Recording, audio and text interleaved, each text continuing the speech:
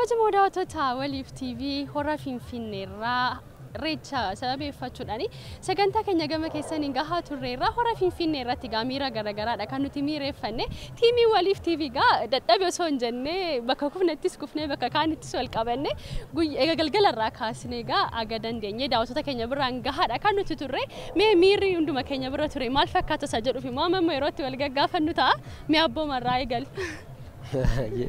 Galatoma ulfaadha irra deebiidhaan uummata Oromoo maraan baga ayyaana Irreechaa kan hora Finfinnee kan bara 2016 yookiin ammoo bara 2023 akka lakkoofsa Awurooppaatti nagaan ittiin isiniin geessinin jedha. Akkuma darin kaastee tiimii Waliif sagantaa kana bifa garagaraatiin isaan biraan gahaati tureetti jira jechuudha. Ogeeyyii teeknikaas dabalatee jechuudha. Miirri gama kootiin argee bal'aadha jechuun ni danda'ama. Keessumaayyuu Irreecha irratti yeroo haasofni garagaraa dubbatamaa ture wantoonni Irreecha adda fageessan baay'een yeroo dubbatamaa turetti Oromoon wal yaadee wal dharra'ee kan kaabaa kan ba'aa kan kibbaa kan dhihaa wal argee waa baay'eedha kan waliin dabarse akkuma carraa ta'ee daaniin ammoo namoota baay'eedha kan wal dubbisaa ture keessumaayyuu namoota miira garagaraa qaban namoota keessumaayyuu isa kana irratti wantoonni namatti tolu maal beektaa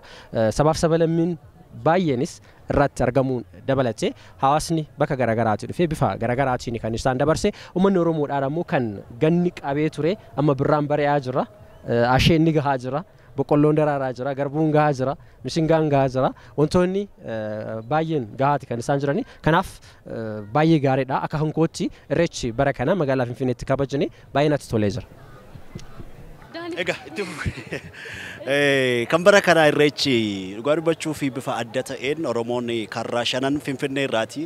gara giddu galeessa kanaatti dhangala'ee ayyaana Irreechaa tokkummaadhaan miira gaariidhaan nagaadhaan kabajateera kan guyyaa har'aa kana jechuudha.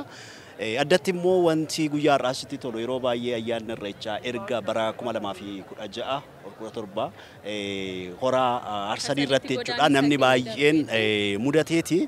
Miirri Irreechaaf namni qabu yeroo baay'ee nagaan xumurama immoo akkam ta'a wanti jedhu yaaddoo uummata Oromooti. Haa ta'u iyyuu malee Irreechi akka xiiqii tokkotti qabateeti. Oromoon yeroo baay'ee kan inni kabajatu namooti baay'een Irreecha kanaaf Oromoon wal ga'uu isaatti tokkummaa isaatti akkasitti faayyaa ta'ee magaalaa kana gaafa inni miidhegsu abbaan biyyaa gaafa dhufee giddu galeessa kanatti wal ga'u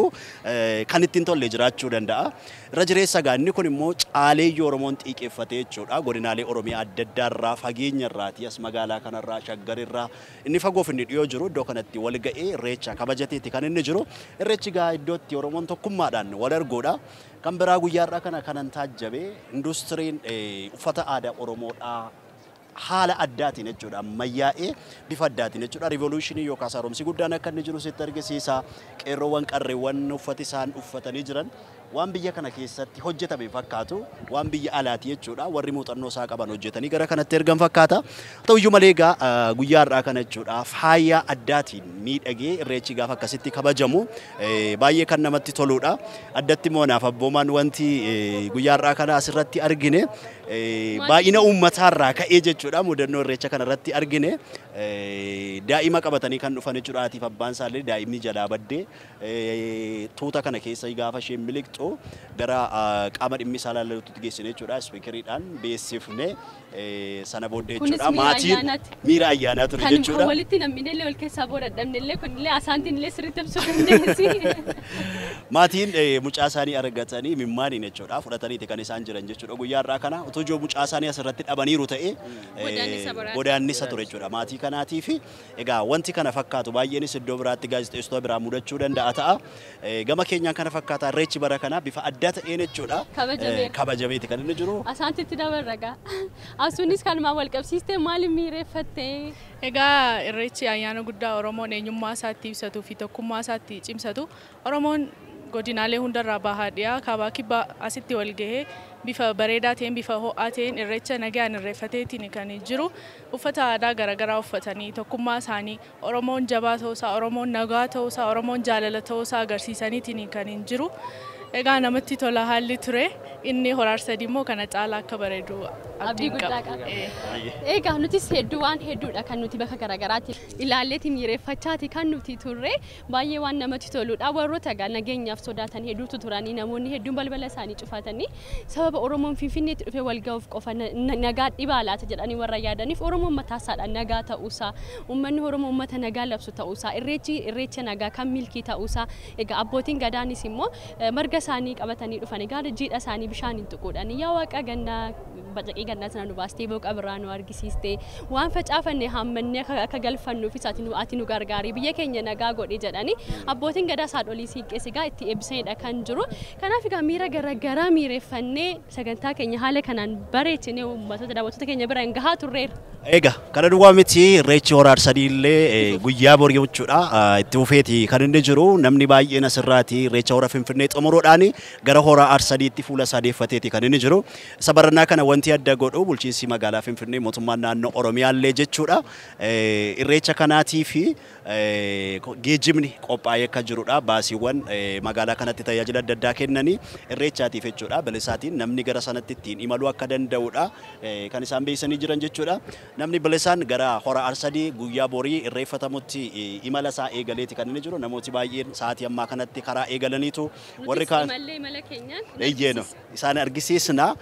Egaa daawwattoota keenya nu waliin turtanii qophii keenya karaa Waliif TV sin bira ga'u waan daawwattanii fi hedduu baay'ifnee sin galateeffannaa. Irreechi kan nagaa isiniif haa ta'u birraatti milkooftan itti badhaatan itti gammaddan itti nagaa argattan isiniif haa ta'u isiniin jenna.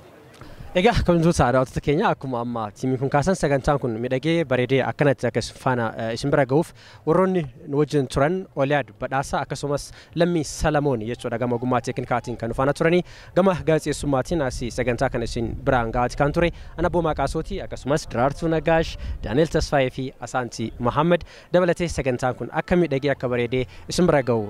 miira keenya baanneeti kan nuti jirru. Oromoon duruu faayaan babareedanii ijoolleen abbaa gadaa wal keessaa reedanii guyyaa dardaraa dubrii jaalalaan walii sirbu. Irreechi waggaa waggaan dhufa kan rabbii nu ga'uun hora arsadii geenye.